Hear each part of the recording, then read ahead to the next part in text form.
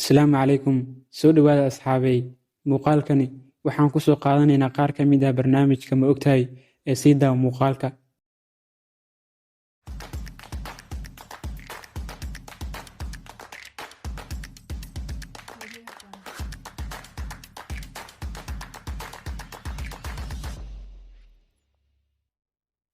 Ma ogtahay in mid ka mid ahaa saynisyahanadii Midowgii Soofiyeed oo la oran jiray Vladimir Damikhov uu sameeyey ey leh laba madax sanadka markuu waa 1945kii, wuxuuna eygan ee labada madax leh uu noolaa keliya 38 maalin.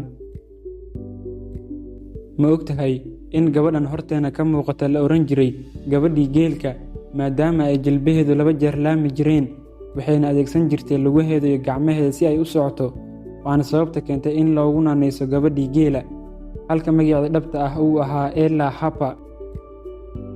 Ma ogtahay in dalka Jabaan uu ku yaal hotel aad ku joogi karto halkii habeen keliya $1, balse waxaa khasab kuugu ah inaad leef ka ahaato baraha bulshada inta aad degan tahay ama aad joogto hotelkan.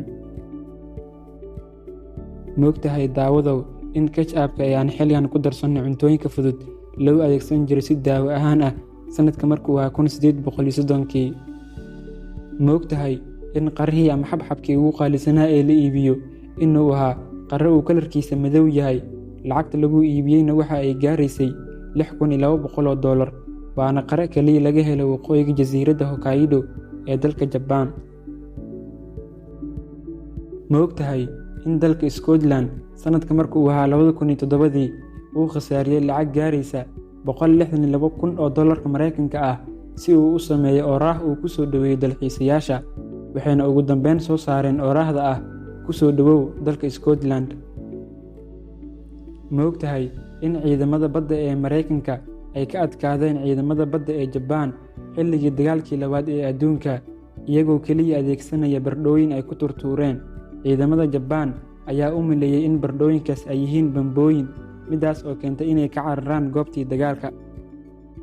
Ma ogtahay daawadow in mid ka mid ah wariyaashii u shaqayn jiray BBC-da sanadkii 1930kii uu idaacadda ka dhahay "There's no news", micnaheeduna tahay war ma jiro.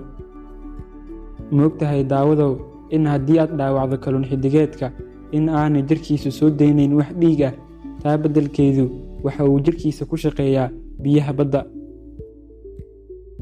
Ma ogtahay in maskaxdaada dhanka bidixe ay qaabilsan tahay maamulidda jirkaaga dhankiisa midig, halka maskaxdaada midigna ay maamusho dhanka bidixe ee jirkaaga. Ma ogtahay in micnaha ereyga Samsung inuu yahay 3 xidigood, waxaana shirkadda magacan u bixiyey isla milkiilaha shirkadda, kaas oo rabay in shirkaddu ahaato mid awood leh oo u waarta sida xidigaha oo kale.